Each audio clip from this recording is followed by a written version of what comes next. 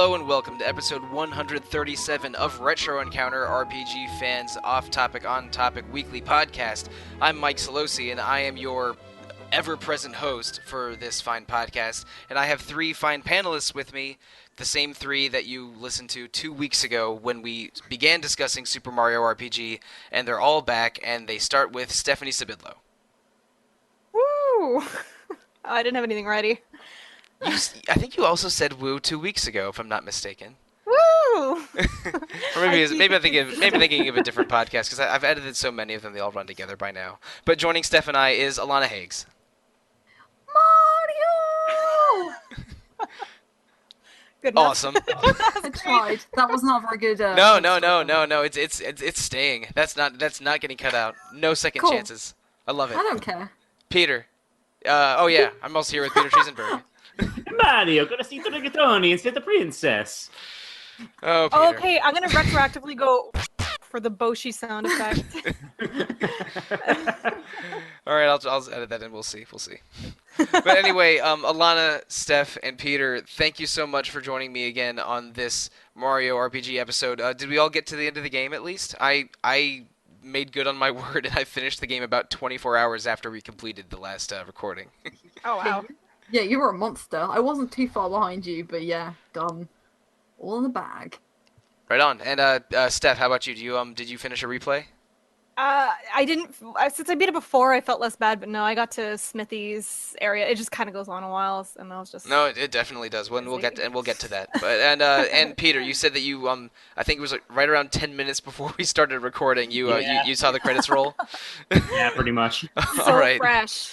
Sounds good. So you're gonna have the freshest take of all of us. But I think we ended the conversation last time at Star Hill after 4 stars. So the basically the remainder of the plot is those last 3 stars of the 7 stars of the title. So do we have any? The most amount of problems, I think, too. Yeah, no. The second half, the second half of the game feels a lot denser than the first, at least to me, because like the whole Moleville star is like, oh, I guess I'm in Moleville. Oh, I guess I'm riding a cart out of the mine. That's fine. But all of the other stars 5, 6, and 7, they each have like multiple towns and multiple steps to get to them. They feel more like meaty RPG quests. Yeah, for sure. Let's be clear, though. It is always a fetch quest, as they always are. But it's just a Technically, very yes. meaty fetch quest. I mean, almost every single Mario RPG is collecting some version of stars. Fits right at home. Every single Mario game, some variants on collecting stars or coins. I almost stop chuckling when it's like, oh, you got a moon this time. You got a sun this time. I was like, all right. Yeah. Are they called moons in Odyssey, or do they have a special name? Because I haven't played Mario Odyssey. Power moons. Power moons? Okay. Do you get it? Because honeymoon? Oh, I get it. You know, shine sprites in the sunshine and. Yep. Oh, I remember Shine Get. But I do like that, Shine means that Bowser is literally having a honeymoon on the moon. Yeah. I mean, Go home. say nothing for the Koopa King, but he has a sense of style. Oh, he He does. definitely does. Yeah. That white suit that he has on in that game, and also in Super Paper Mario, are dapper as hell. Yeah, they really suit him. I remember when they were advertising for the new 3DS, you can change out the covers on it, and so they had a whole bunch of Mario characters in cool outfits. Bowser looked like a handsome indie dad. He had his hair kind of flipped over and glasses on, and he looked dapper as hell. You were a It's weird little to bit say attracted to the Bowser on that 3DS cover. As far as the fashion goes, I need to give credit where it's due. All right. Well, But no, well, we do have Mario, Princess Bowser, Geno, and Mallow in this game. I don't know if all of those had, well-dressed 3DS covers. But I guess let's just jump right into it. The sunken ship and Johnny Jones is the first thing that is, we encounter following our following where we stopped last week. I love Johnny Jones. He is such a great boss. Yes. But there's something about, tough-talking pirates that just appeals to me in general. Same. I actually love that dungeon too. There's something about doing those optical illusion puzzles that just totally worked with me, even though they were obnoxious. Oh yeah, God, the 3D maze pissed me off. It took me 20 full minutes. Oh, That yeah, feels, definitely. it feels like they're just shoving it on the Super Nintendo because they can. I like that's them playing in 3D. Like this is a game before the N64 and PSX, and it's like, okay, we're kind of getting into this 3D territory. That's how I usually see it. And Yeah, especially because, like, aren't the graphics basically that? They're like the 3D converted to 2D sprites? It's it's kind of yeah. that Donkey Kong Country Yeah. 3D, which I gotta say, I'm not terribly fond of that style. I think it looks okay, it like looks in like the it looks a little muddy on an HD screen, but that's Yeah. my thing, and I'm playing it on the Wii U. So like either it looks muddy on my TV screen, or it's on like the Tonka Toys tablet. And and it's I mean, and let's be real, it's not true 3D. It's like the visuals in Super Mario RPG are pretty much all pre-rendered, but I think they might have had 3D sprites then they sort of flattened out to 2D like Steph mentioned, but everything's on an you're basically playing Toe Jam and Earl or something because it's an isometric scale environment Yeah. with pre-rendered characters and backgrounds. That's such a good comparison. That is the one. I was trying to think of an isometric game from that time, and Yeah, Toe Jam and Earl yeah, is that one. Toe Jam and Earl are like Diablo 1 were what I was going to go with. But Yeah. Really gotta we've play talked that. about Diablo enough on this podcast. But believe me. But this back to the sunken ship. Can I mention one frustration about the first time I played the game almost 20 years ago? Uh, the answer to the riddle that you solve in the ship is pearls, and you get several hints about that pearls answer if you do these mini games. But impatient me skipped all of the mini games and just went straight to the puzzle. And there's and at least one other like ocean word fits, and it's oyster. And I like spent 20 minutes like writing like making like a spreadsheet of the possible letters and came up with oyster and was just Oh, furious that it was wrong. oh You're wow. Yeah.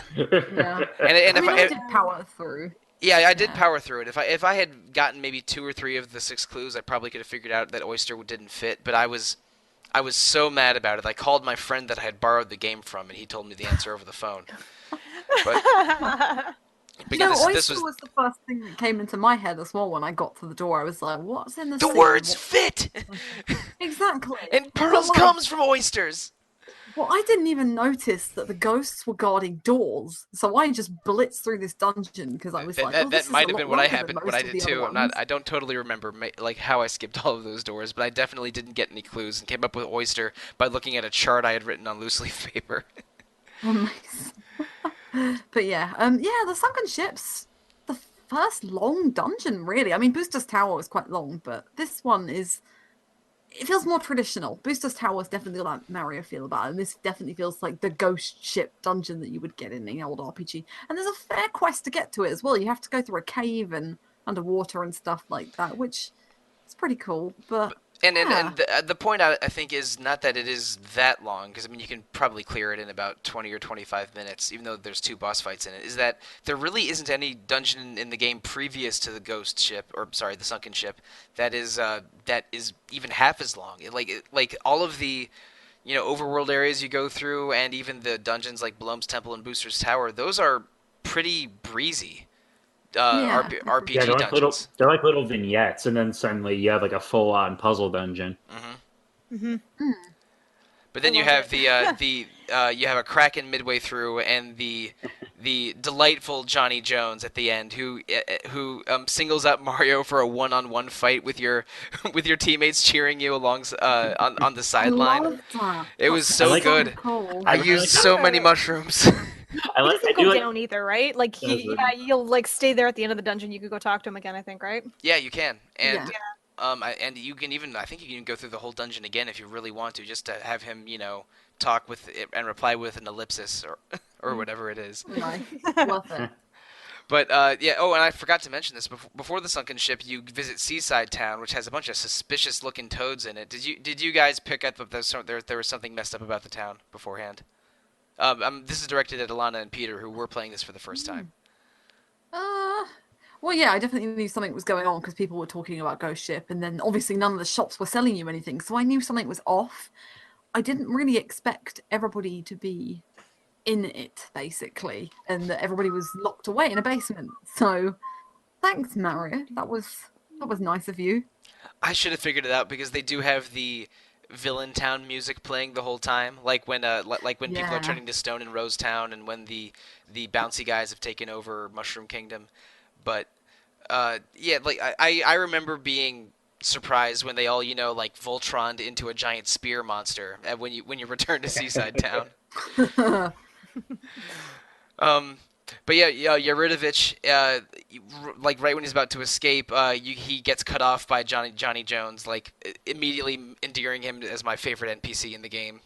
Oh yeah, definitely. Just shout out though, like this is the first star as well that, other than Star Hill, which you just get for free, this is the first one that you get slightly differently. So you get it off of Johnny Jones, and then Yuritovich takes it off you again, and then you have to fight Yuritovich to get it back. But then Johnny Jones stops him. So yeah, back and forth. It was a bit different. But Yeah, it They was. actually Yuritovich, play with that whole like star get animation a few times. yeah, they do 2 or 3 times. Yuritovich, I don't want to say he was hard, but he He was was hard for definitely a me. step up Yeah. from the rest of the game. Like it When was. I was a kid, he gave me a lot of grief, I remember.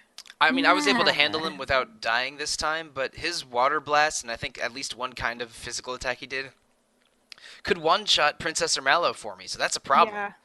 You Yeah, so they like didn't.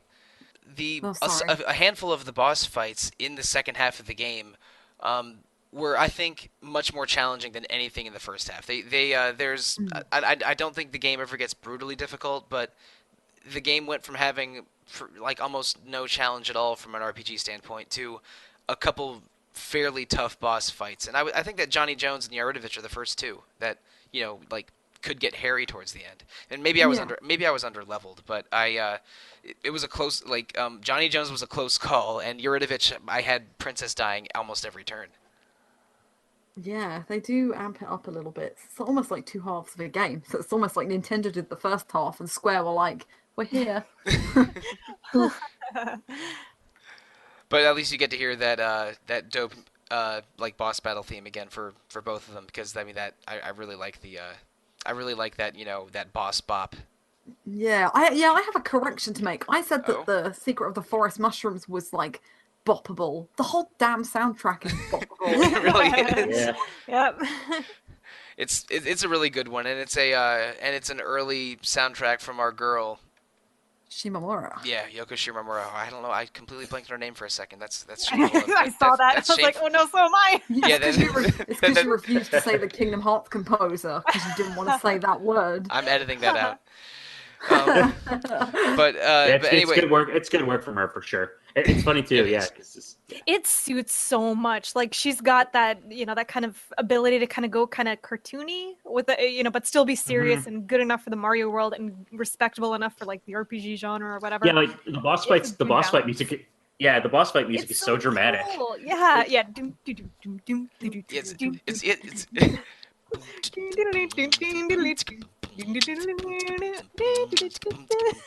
Yeah, it's very percussive and fun. I like that boss theme a lot.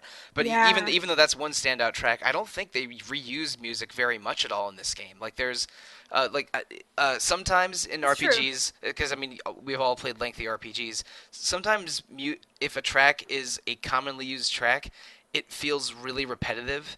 But I don't think any of these tracks felt repetitive because almost every new area has new music, and the ones that are recurring, like the victory theme or the boss battle theme, are like poppin' enough that they feel fun and not like, oh, I wish they would play something else. Right. Yeah. And No, yeah, I each love town has their own music, which I appreciate. Always, yeah. I love the Monster Village a lot.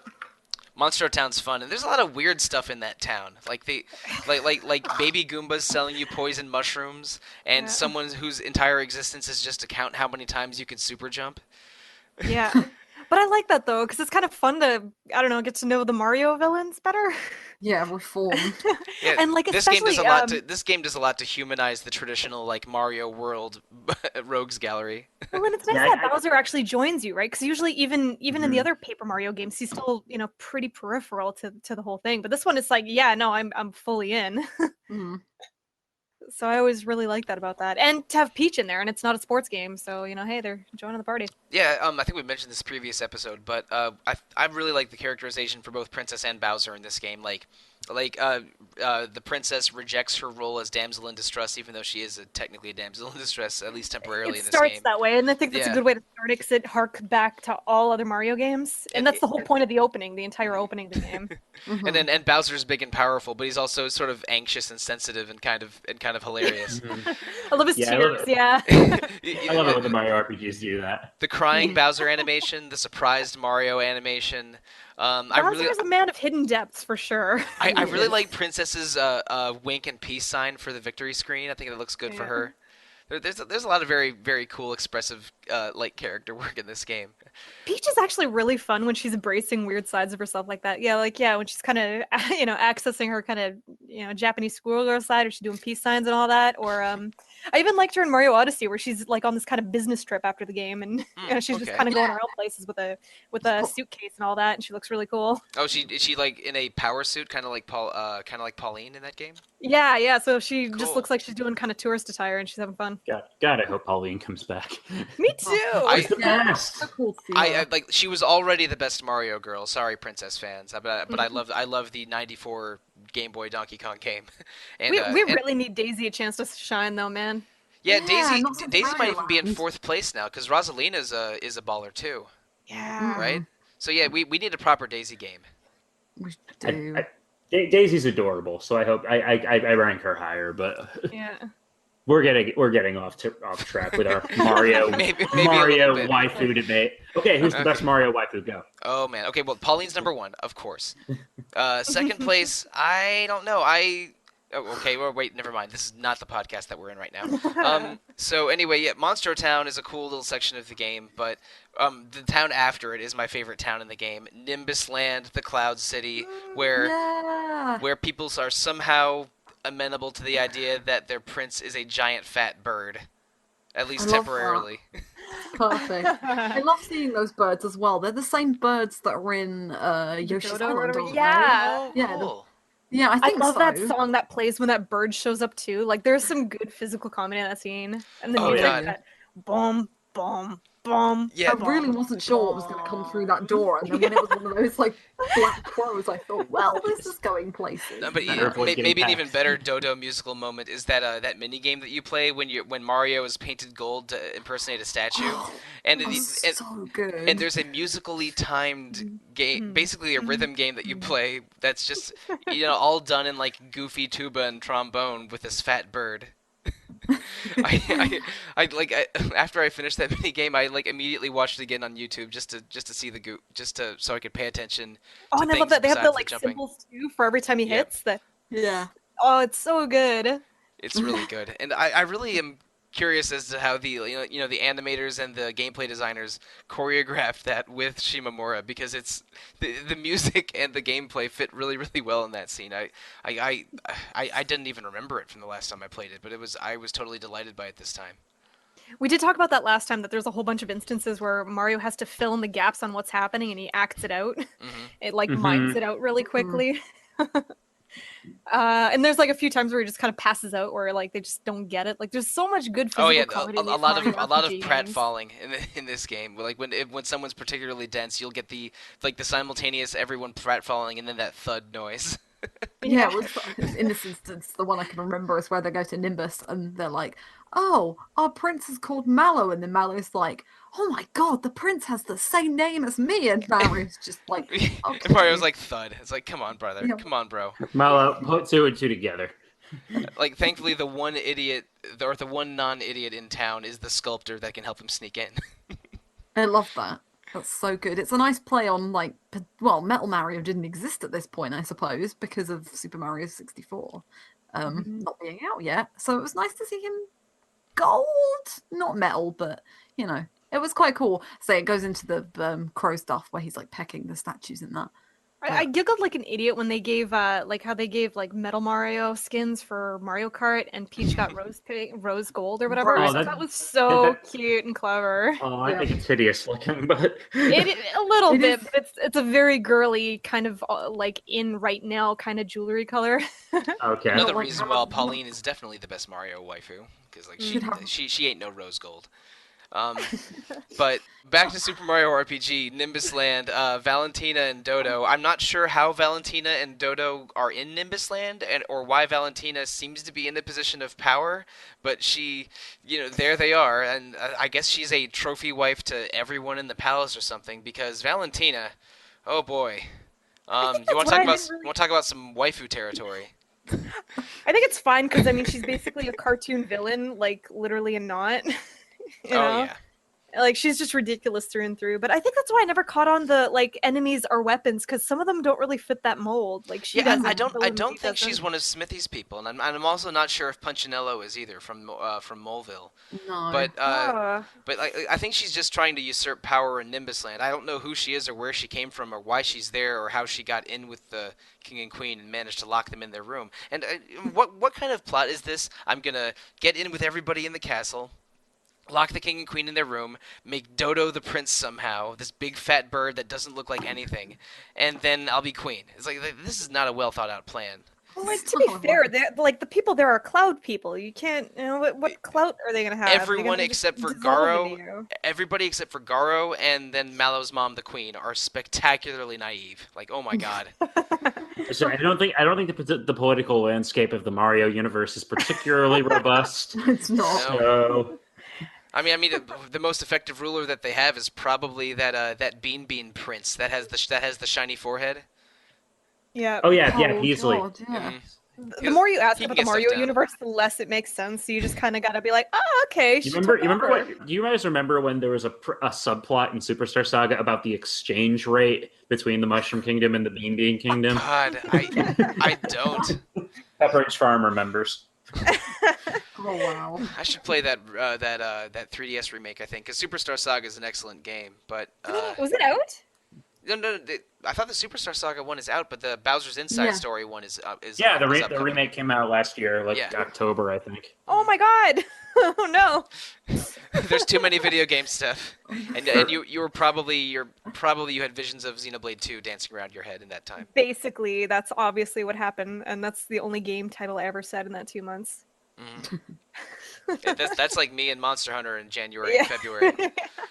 But following the conclusion of Nimbus Land, we get to there's another medium-sized dungeon that you go through a volcano and a mostly forgettable dragon boss at the end of the volcano. Do we really want to talk about this, or are we going to get to the main event? I mean, It's the main event.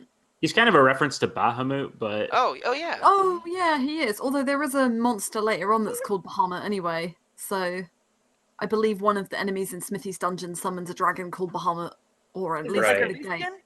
Oh, I think you're right, no. but I think it's Bahamut with like two T's, like Yeah. so Yeah, it's so like, it's it's like like a a dog-like dog. dragon or something. Yeah, that's right. I mean, well, okay, I should mention this. This is a little bit of a deep cut. That's actually a cute name for it too, Bahamut. Yep. But the dragon that you fight in the volcano is called the Tsar Dragon, and the Tsar Dragon is a dummied out super boss Large enemy in or Final whatever? Fantasy VI. right. If you go into the code of Final Fantasy VI, there's an enemy called the Tsar Dragon with a big fancy sprite that was gonna be a boss fight that you fight after obtaining the 8 Crusader dragons. Oh my god, I never made that connection either. Yeah, Oh my- but, and this is a Square game from just about a year after they Final Fantasy VI was made, and so Tsar Dragon is not playable, or I'm sorry, not fightable in the original FF6, but I believe they added it as a secret boss for the GBA version's secret dungeon. Yeah, they I think. basically finished that quest line. Yeah, Right. Mhm. still Some of waiting it's on pretty terrifying looking too. Yeah, it's a cool looking dragon. So I'm not sure if the Tsar Dragon here or Kaiser it might have, I think it might have been Kaiser Dragon in FF6, but Tsar and Kaiser both are just corruptions of the word Caesar anyway. But I think it might be an intentional reference to the FF6 dummied out boss, but I'm not 100% certain about that. Could be a coincidence. Main event time? Or Yeah. your main event? Oh yeah. Naturally, after the Tsar Dragon and Kaiser Dragon, they do the thing that we mentioned earlier, how they play around with the animation of get the star a little bit, because right when you finish the star animation and Mario's about to pick it up, then there's suddenly a flash and it's stolen by the best boss fight, the best villains in this entire damn game, the Axum Rangers. I've completely go. forgotten about these. So I remember seeing them years ago and Mike's thinking, happy. oh, Oh, cool, I'm so Power happy. Rangers. And then like they were my favorite boss when I played this game 20 years ago, and then when I got into watching Japanese Sentai, 5, 6, 7 years ago, that they became only even more my favorite boss. of course they did. So I mean, uh, they are good. It's a really good boss fight in it terms is. of, yeah, They because each have a usually, different. It's a good challenge too. yeah, because normally all the boss fights in Mario RPG are like 1v1 or 3v1 or 3v2 or something, but this is 5-on-3, and it's like, ooh, a little bit of a challenge, and or like And just mano a mano.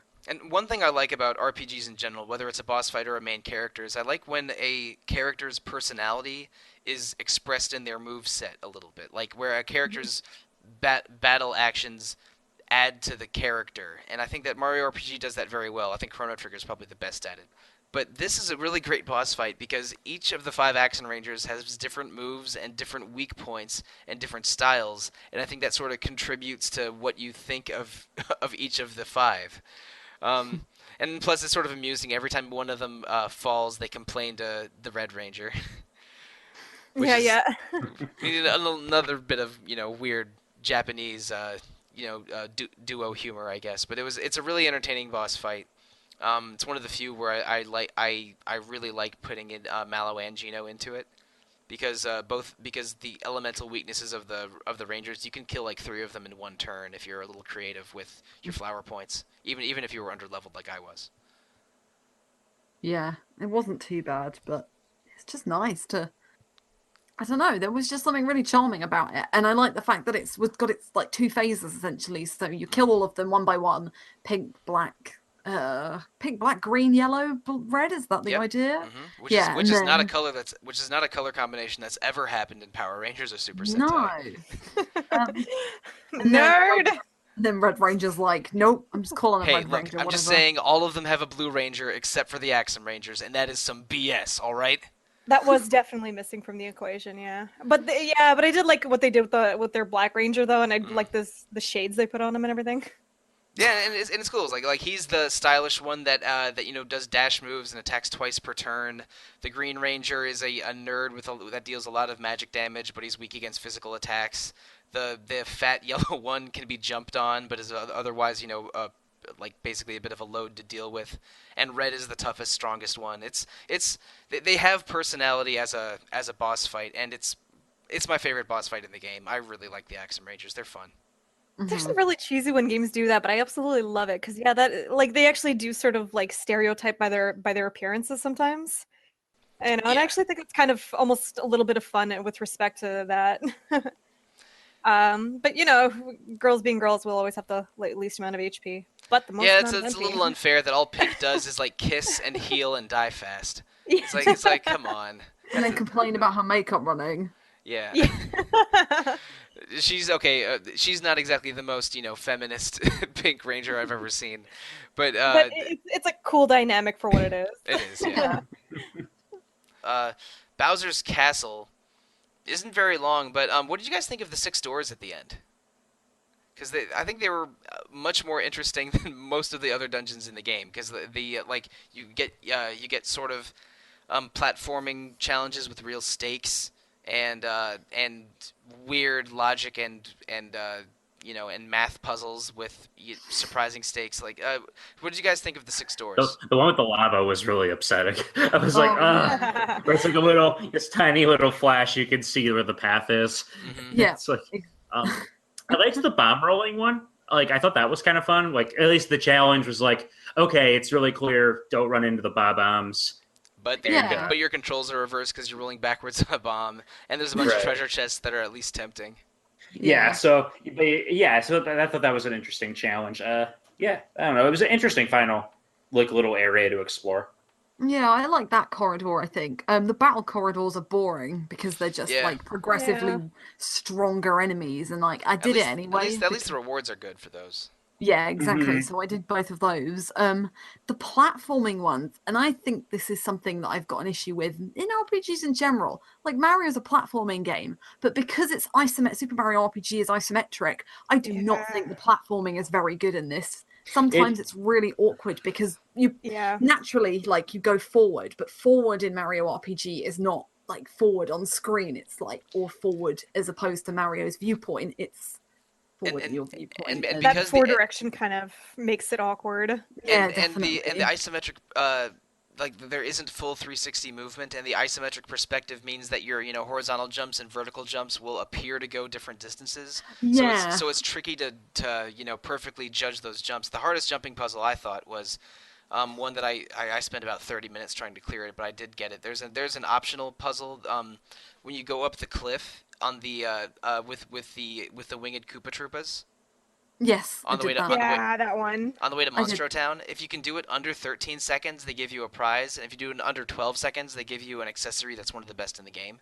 Yeah, I did that. It didn't Yeah. take me too long, but I think It took I me a while because I'm bad at jumping puzzles, so bad. I Oh think man. I was kind of happy because I had at least a wall on one side to like push up against, so I could kind of yeah. get away with it.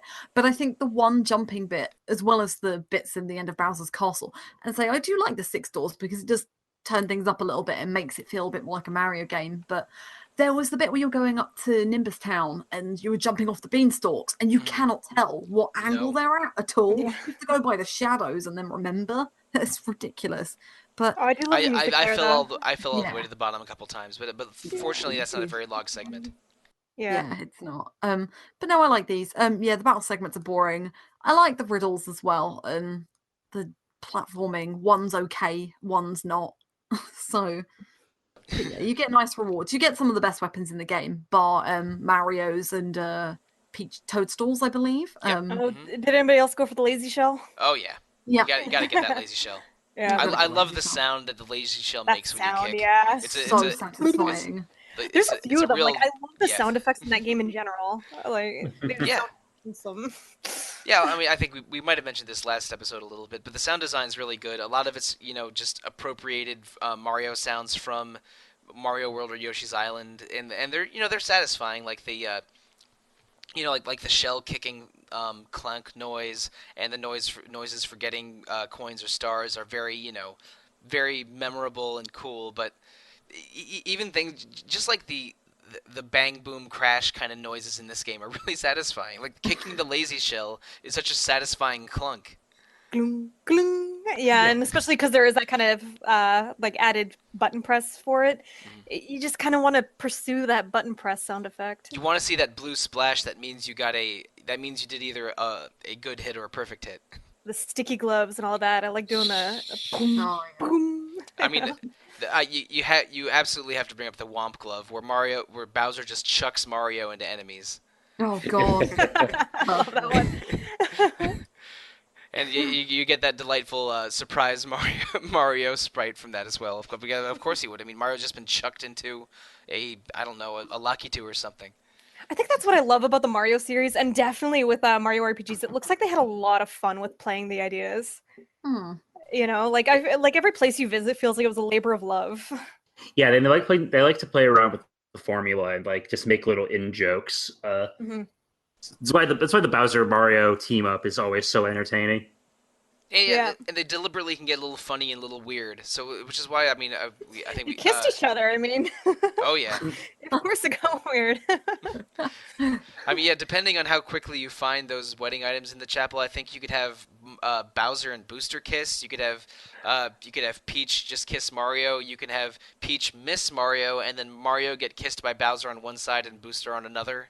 It gets really weird. You can probably find all of the different outcomes to that on YouTube or something, but I found them quickly, so I think I just got a kiss from Peach, and that was it this time. In Mario. It's a very happy situation when that happens too. Oh, At yeah. least. Oh, So no, it's none nice of that none of it these can go outcomes are anywhere, bad. right? I mean, this is like my fan fiction. Yeah. Square definitely pays attention to that aspect of their fan base. Let's be real here. Yeah.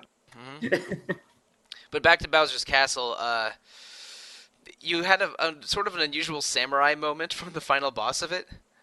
I think it was literally a parody of samurai movies, because the way he had sort of an odd way of speaking, and then when he falls, the tragic music plays, and the sniffets that are not sniffets, the shy guys that are holding up the chandeliers are like crying for him not to die. So I think it was like a parody of like an overwrought death in a samurai movie or something. But it was it was a real odd choice. And then suddenly one of the shy guys like just furiously hauls you up the chandelier while while like a hoedown music plays. It's like I wasn't expecting that. Okay, moving on. Yeah, it's like I don't understand all of the humor in Super Mario RPG, but it is real offbeat and funny. It's a really funny game. Yeah, They've always nailed the comedy. I love the comedy in Mario games. did we just kill a man? Okay, just making sure. Yeah, Luigi doesn't make an appearance at all in this one, does he? he technically No. does for about 5 seconds during the credits. He is Yeah. holding a flag during the parade at the end. Yeah. But like it was cool that they put in like what was it? I think Link and Samus and the R-Wings, I think. That's Yeah, right. the Yeah. R-Wings are fun. R-Wings are on like a shelf, aren't they? Link's asleep in a inn, and I don't think I saw Samus. Samus is although- also asleep in the same inn, but She you visit at different times to see one of the other. Okay. That's cool. The game does reward you both in with items like the lazy shell and the frying pan in Moleville, which is Peach's best weapon, and also they'll reward you with items and also reward you with new scenes if you take time to visit back places you haven't been before. Because have you tried going to Booster's Tower after you beat Nimbus Land? Oh no. No. You will meet I believe it's Valentina and Booster courting, as it were. And Ah, it's a little awkward because one of them is not sure that she likes the other, and the other one is not sure what is happening at all because Booster is a clueless mofo. He is. Oh, that's perfect. And so, like, yeah, during the end cutscenes, you see them have a slightly awkward wedding ceremony, which is another very amusing moment in the game. I love his sprite too. Like it just looks insane. Everything about his like look and personality just totally works for me. I think he writes in caps a lot too, or just kind of shouts things a lot. I don't think he ever closes his mouth. He has this sort of open, Yeah. toothy smile on at all times, and when he opens his mouth wide, it unhinges like a snake or something. Because It's almost like he's like a square version of Wario. Yeah. a little bit of a stumpier Wario. I buy that. Because I'm not sure how much Wario we had at this point. Because this game was '96, and Wario was around. Wario was the villain in Mario 2 for the Game Boy, and was the main character in Mario 3 for the Game Boy. But I don't think he had been. I mean, we hadn't been Mario partying yet. And was he in the original? Was he in the original Mario Kart? I don't think he was. Yeah, no, I he don't know. wasn't. I don't know if he was in Mario Kart. He and Waluigi was introduced in Mario Tennis, so I know that's when they kind of started being like, okay, we're gonna have them be pairs for Wario. And Yeah, Mario. Wario is definitely in Mario Kart 64, which is a few years after this. Yeah. Right. And Yo, Booster looks like Final Fantasy IV Sid. oh, He does kind of. kinda, yeah, the same level of scraggliness to the beard, I think, and the toothy smile as well, yeah. And the crazy face, yeah, and the red nose. Speaking of Final Fantasy IV, ayo, Yes. Oh yeah. Oh, The best secret boss, maybe one of the best. an excellent secret boss, Kulex in Monstro Town. When you open his door with a shiny stone, that is definitely a Final Fantasy crystal. They play the Final Fantasy IV boss music when you fight him, and I even like that they it's give you pretty like the challenging. tiny little sprite too, like the really Yeah. lame little sprite Yeah, before it blows up. yeah, and he has a 2D sprite that doesn't move or emote the way that other enemies in the game do. It just floats in place as a static image with his 4 crystal buddies. So, what did you think of the? Did all of us do this boss fight? I had to cheat a little bit, but I did complete it. Whenever I saw you got a freebie, I was really happy. Oh yeah. yeah. Oh, yeah. I It's did like, it. oh, I but might need that Kiro Cola again. Yep. Oh, yeah. Yeah, I did it, but I cheesed it a little bit. I got lucky. I cheesed it. I gave Princess the lazy shell armor, so she was basically unkillable, even though she would heal for only about half as much and always go last. And I gave Mario the safety ring, so he was immune to status effects and fire, ice, and lightning attacks. So those two basically couldn't die. And my third, who I think was Gino this time, died very often, all the time. But it was a long fight, but I did it without To be fair, he without does not sweating wear it any too hard. protective pants. No, I know. Yeah, he only It's wears a disturbing, cape. isn't it? That's interesting. It's also an interesting choice that Mallow is the only character to wear pants in this game, huh? Huh. Everyone's just Donald ducking it all the time. He doesn't even have legs. Pants are just part of Mario's body at this point, I think. So The dungarees The as well. overalls, you know. And technically, everyone can equip work pants that you get in Moleville. Yeah. Oh yeah, true. I think those are still Bowser's best armor until like the very, very end of the game, because Bowser's armor barely increases his stats at all. That's dumb turtle. Yeah, well, it's But understandable. He's got a huge shell, so yeah, he's already got armor. Yeah, He doesn't he need has very high pants. he has got very high thick natural stats. skin. He does. Well, Yes. he has thick skin physically, but not emotionally. Not emotionally, no. The irony. Yeah, I like Kulex. He was tough. He was tougher than I was expecting. But yeah, I cheesed it. I didn't get the ring, but I did stick the lazy shell on Peach, and I just let Mario and Gino die, left them dead, and just let all the crystals burn out with their magic. So, um, and also I used what they called the rock candies, so that yeah. killed the red one and got one of the other ones I on used all top. my rock candies at the beginning of the fight as well. Yeah, so I just let all of them burn out with magic, and eventually they were doing nothing. So I just thought, well, okay, let's go for this then. Who was your final teams, by the way? I used either Mario Princess Gino or Mario Princess Bowser almost all the time, and I think for Kulex I used Gino because I wanted to use Geno Blast on the crystals, but for the final section of fights in the Smithy's factory, I used Bowser. Yeah, pretty much the same there. Oh, I stuck with Mario, Gino, Toadstool for basically everything from Monstro onwards. I did. My first run was like I used the new crew, so I had Gino and Malo, and then this run I did the Toadstool and Bowser run. That actually backfired on me a little bit. I like having Princess in the middle of the party, so I died in the Valentina Dodo fight the first time I did it because Princess was not very effective against Dodo when you have to briefly one-on-one him. Because and Dodo will he'll go after the person in the middle. So like Princess versus Dodo is not a great matchup. It turns out. Princess and the Dodo sounds like a great storybook. Probably this one. There might be a Princess and the Dodo fairy tale for all I know. My fairy tale research is not up to date, I'm afraid. But speaking of side quests other than Kulex, Alana, I think you mentioned in the first episode, or maybe you just told me off air, you were going to see if you could try and get that as one of at least the 30 super jumps item. Did you ever manage that? I didn't know. It's so difficult. It's so picky. Like, I managed to get 20, 25 maybe. I can't remember what they said in I could never do it. I never bothered. But yeah, the timing has to be so spot on. It's crazy. Yeah, you get the ultimate accessory and armor for Mario if you get 30 super jumps for the accessory and 100 for the armor, which sounds preposterous to me. I do know one guy that had those on the Super Nintendo, but he's a bit of a like button press timing savant. So Yeah. he's an exceptional case. But So you found the ideal franchise for that sort of thing, but yeah, God, he got every single item and completed every single stage in Celeste recently. oh wow. And those jumping puzzles get ludicrous. He also is the best Super Meat Boy player I know. But anyway, enough about my old friend Jay, who works in the building next to me actually. But back to the side quests of the game. The one other one that we neglected to mention last time is Todovsky in the on Tadpole Pond. Did any of you guys play all the Todovsky songs? Yeah, but I looked them up. Okay. Yeah, well, I didn't really go back. Again, it's kind of the isometric viewpoint doesn't really do that puzzle any favors. Like, it would be nice if you got like a... My years of studying music theory made the first two of those very easy, and for the third one, having to do it entirely by ear with something on the other side of the map, no thanks, I looked that one up. But I think it's a cool side quest, and it's using a musical staff is a little uncommon for RPG puzzles, right? Yeah, that's pretty cool. I wish more puzzles had it. More puzzles, more RPGs had it.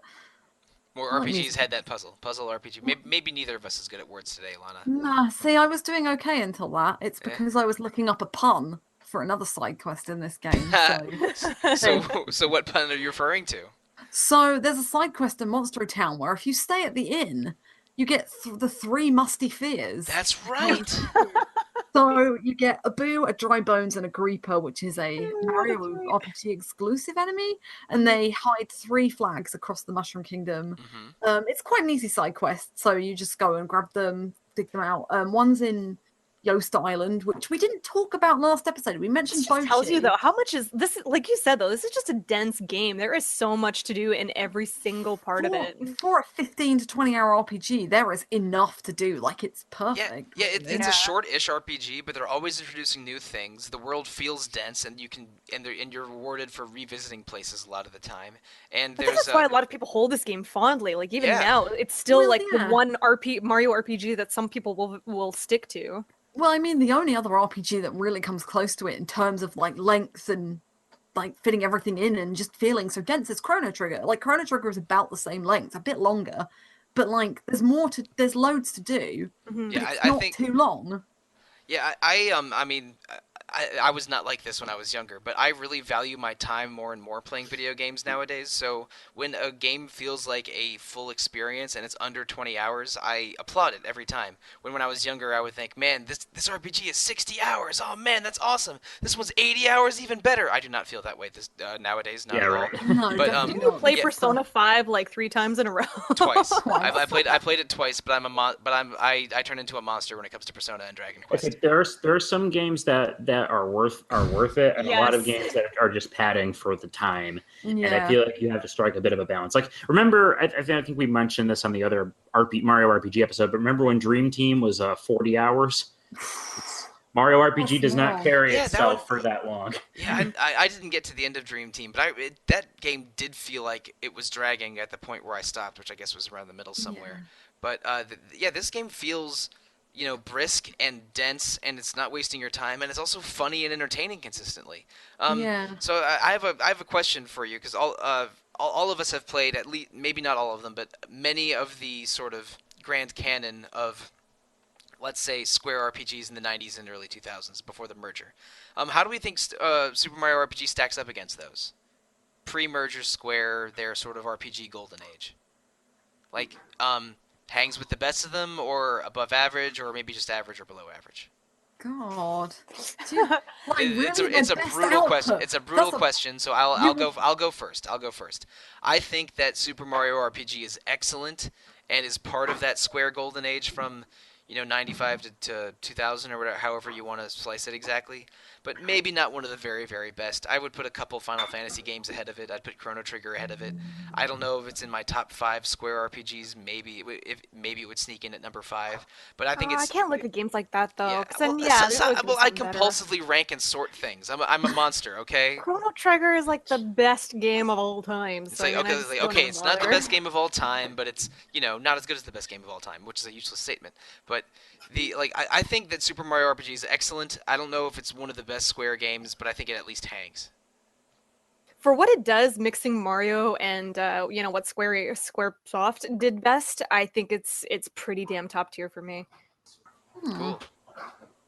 So I would probably put it around where Sollosi would put it, because Square's output in the 90s, like most of my favorite games are from the mid to late 90s, and this comes so close to that group, but it's not quite there. And I think it might be the forced platforming and the view that maybe just knock it down a little bit. I will And- say that it's not as good on a repeated run, or especially right away. I Well, yeah, definitely love a lot of the surprise from the first time going into it, but I'll agree that the second time, which parts are kind of a bit more aggravating. And there's stuff I deal with well the first time just because it's new and novel, but the second time I'm just like, ugh. Yeah, I can't see myself rushing back to play it, and I think Yeah. that's probably why I wouldn't put it in the top tier. Whereas things like Final Fantasy VI and Chrono Trigger and Cross and going into PS1 era, I would play those many times. But this one, I could play it in a few years, but I'm not in a desperate rush to do it. And I've loved it. I absolutely love it. Like, if you say what's your favorite Mario game, now we're talking, because this would probably come in my favorite. Yeah. I feel like I said last episode, I think it compares a little bit to Mystic Quest in that it's an interesting beginner game. In a lot of ways. But I think this is way better than Mystic Quest. No, it is. It But absolutely you're right. is. For baby's first RPG, this actually would be an excellent choice. It's an interesting partnership creatively. It shows Nintendo and Square both kind of they're both willing to they're both willing to give where they should to create something special that's a unique blending of their own teams, which I feel like is something that like you don't get very often with a lot of crossovers. I feel Where like it's a shame that they haven't done anything since, really. it really is because they have this whole stable of really likable characters that they haven't really used since. Like I know people got really excited when they added Geno costumes to Smash Bros. Like it, when Cloud came. Yeah, it's like they're like, oh, it's happening. Yeah. It's like no, they're not. It's just like we're just acknowledging the past without without following through. We're just being a tease, really. But it would be fun to see like Geno and Mallow in something else, or Booster, or like really any one of these characters. Even just an acknowledgement of the world or the something would be really good. The closest thing we got was that Geno cameo in Superstar Saga, and that got cut in the remake. So Jesus. Yeah, it's pepperonis. I think we did mention this in the Mario RPG cast from over a year ago, but every Mario RPG sort of takes Mario to a new setting, and each one is wildly different from every other Mario RPG in terms of setting and characters. I don't know if there's anyone that really recurs other than the Mario, Luigi, Princess, Bowser group between those games in a major way. I mean, like Fawful, Peter's Boy is an exception. My boy. But I would welcome a Mario RPG sequel of sorts, even if it was, I don't know, Geno comes down from the Star Road and says, Mario, I need your help again for something arbitrary, and Mario's like, jump, and then Now, if I recall correctly, wasn't the working title of Paper Mario was Super Mario RPG 2, but there was maybe. a whole. Its Japanese title is Mario Story, but I'm not sure if maybe it had a different working title. I think this was in the middle of that Square jumping ship to PlayStation era where they were trying to work out something with Nintendo, but Nintendo was being really belligerent around that time. And Nintendo didn't want to go for discs. There's a lot of weird stuff around that time. Yuji Horii wanted to make Dragon Quest VII for this N64 because he saw Mario 64 and was like, yeah, I want Dragon Quest slimes to look like that. And you can find photos of, I don't know if it was a tech demo or just an artist rendition or something, but of a few Final Fantasy VI characters rendered with N64 tech. I've seen them, that was an early tech demo for 7. Yeah, when they were a working prototype for the game. But Nintendo stubbornly stuck to cartridges, so Square didn't make any games for the N64. And I mean, me when I was wanting to upgrade from my Super Nintendo, I became a PlayStation fan immediately because one system had Mega Man, Street Fighter, and Final Fantasy, and the other one had a bad port of Mega Man Legends. But yeah, we don't need to go deep into the slap fight between Nintendo and Sony. Was it a bad port of Mega Man Legends, or has Mega Man Legends not aged as well as you remember it being? Discuss. That could happen on a future Retro Encounter episode because Mega Man Legends is easy to download for PS3, PS4, or Vita. So the door is open on that one. And I know that there's Mega Man fans on RPG Fan staff. But I guess to a similar question to what I said before, all of us have played at least a few Mario RPGs. How do we think this is fits among those? I think it's probably the most influential one, and either my favorite or second favorite. I love how familiar it feels. Playing this after playing like a couple of the newer ones, you really get a sense of that lineage. Like it really does feel like Mario and Luigi Zero or Paper Mario Zero in a lot of ways. It does. I would probably put it joint. I've not played as many as maybe the rest of you. I've only played the first 2 Paper Mario games and the first Mario and Luigi and Bowser's Inside Story. You played the good ones then. I've played all the good ones. Yeah. Exactly, because word of mouth. I've played Super Paper Mario as well, but that barely qualifies as an RPG, unfortunately.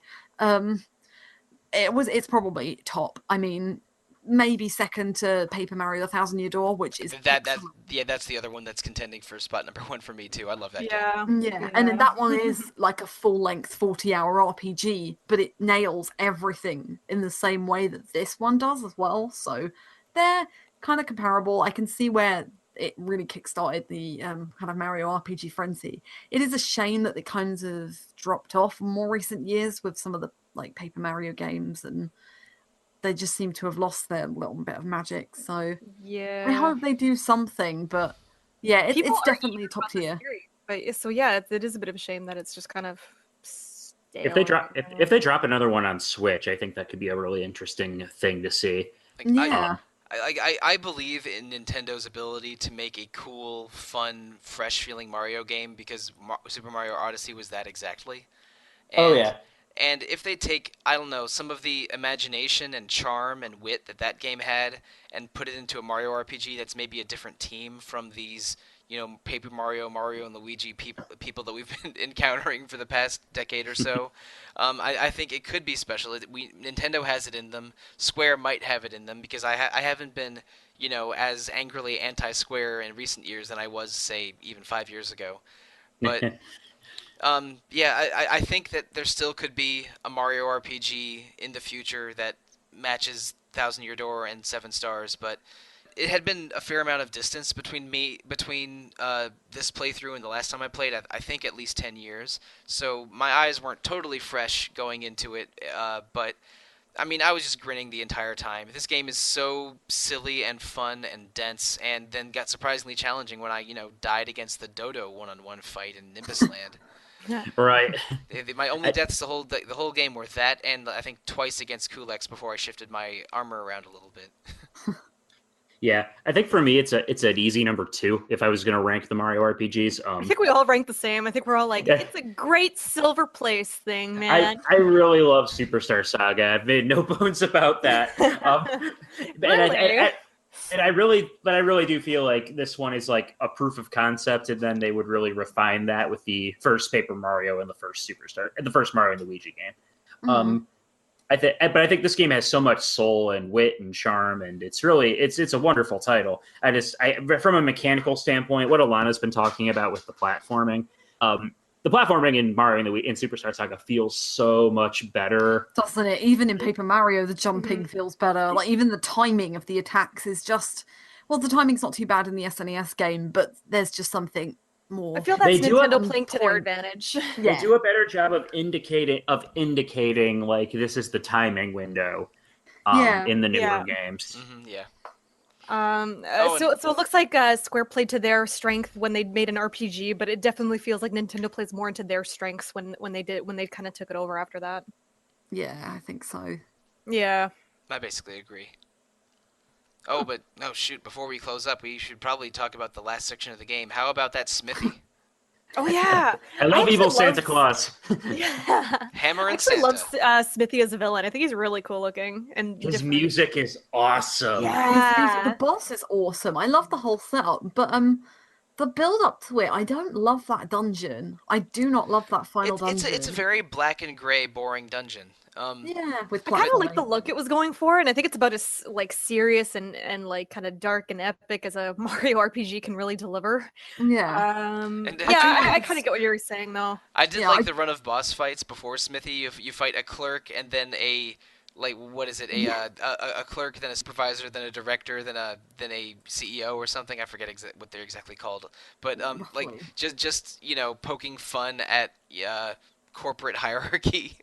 But it was the Smithy boss fight is great. Both when he's Hammer Santa summoning random weapons and then transforming Santa with tank head and treasure head, and I lost track of all the different heads. I mostly just super jumped a lot. Yeah, me too. There's tank treasure. There was some strange like orb that was like there was a debuff basically. Like he would just wipe all of your buffs off of you, and then Then there was a white spherical head that was wearing a crown, was sort of the normal one, Yeah. yeah, and that's and, right. and one that seemed to be locked up like a coffin or a tomb or something. You know what I mean? I Typical think so.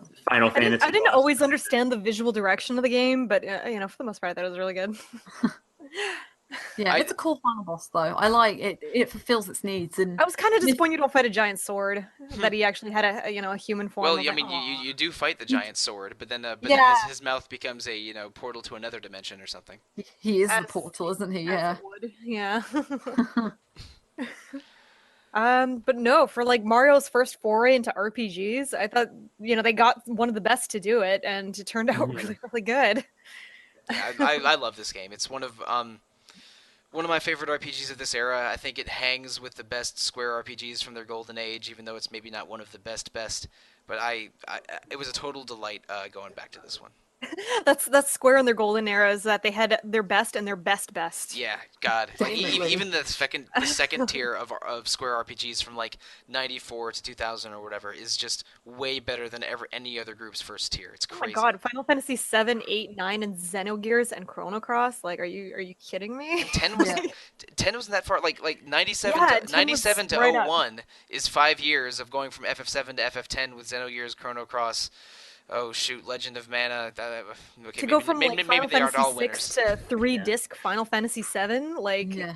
It's it's crazy, isn't wild it? to think about what they did in that time, in that short time frame. It's just an era that everybody looks back really fondly on as well. Like, even if they have their blips, like, people will always complain about Final Fantasy VIII and it's not the best one, but it's still like Still part of second it. tier. And Yeah, not, exactly. and not even going into the PS1. There's a 2 year period from '94 to '96 where FF6, Oh, God. Chrono Trigger, Super Mario RPG, Seiken Densetsu 3, Bahamut Lagoon, probably more that I'm forgetting. Like sort of late SNES RPGs that Square made. There's a list of 8 or 9 that are just Live mind-bogglingly alive good. for the Yeah, rare person who's played that and wonder. There's tons of stuff we didn't even get over. Treasure We of the didn't even get. Rudras. I If know. if you want another deep cut.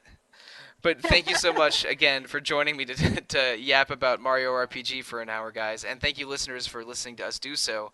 Next week, we are doing a special sequel episode to some podcasting we did last year. Peter, you will be hosting a Darksiders 2 episode. Ooh. Yep, we're gonna chronicle Death's adventures to redeem his brother by bringing back humanity.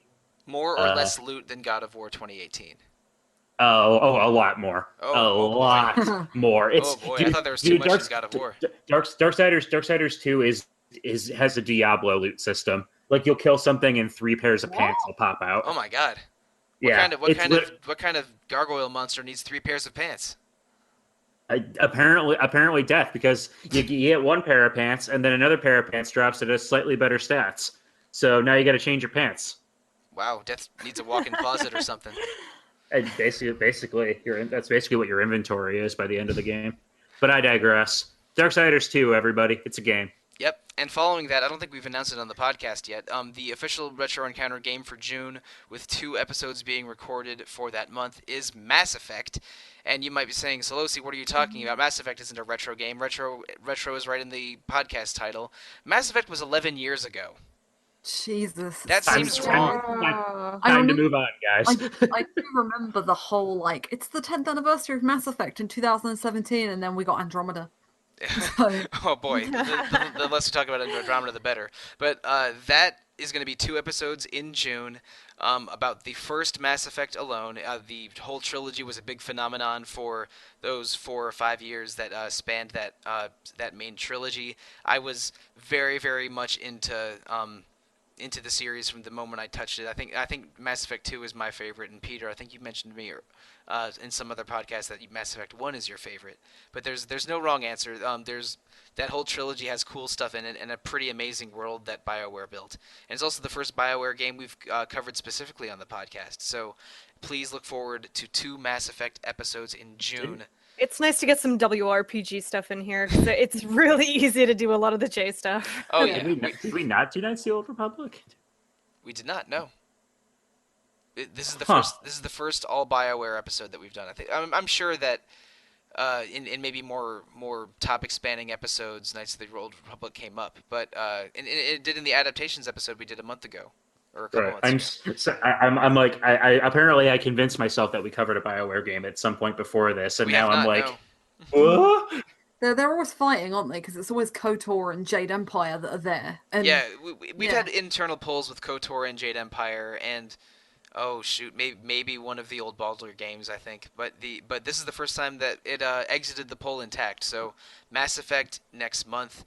We haven't quite planned out the rest of June or July. Well, no, that's a little bit of a lie. We haven't quite planned out most of June for Retro Encounter, but we have already chosen what's going to be played in July, and I'm very excited about it. Let's just leave it at that. It is also living in the 90s, but it is a very special 4 episodes of Retro Encounter in July, But listeners, if you want to reach us, the best way to do so is to email retro@rpgfan.com. You can visit rpgfan.com's main website and go on the message boards there, or find the links to Facebook, Instagram, Discord, and Twitch. We have something streaming on Twitch basically, I think, 6 days a week, maybe all 7, I'm not sure.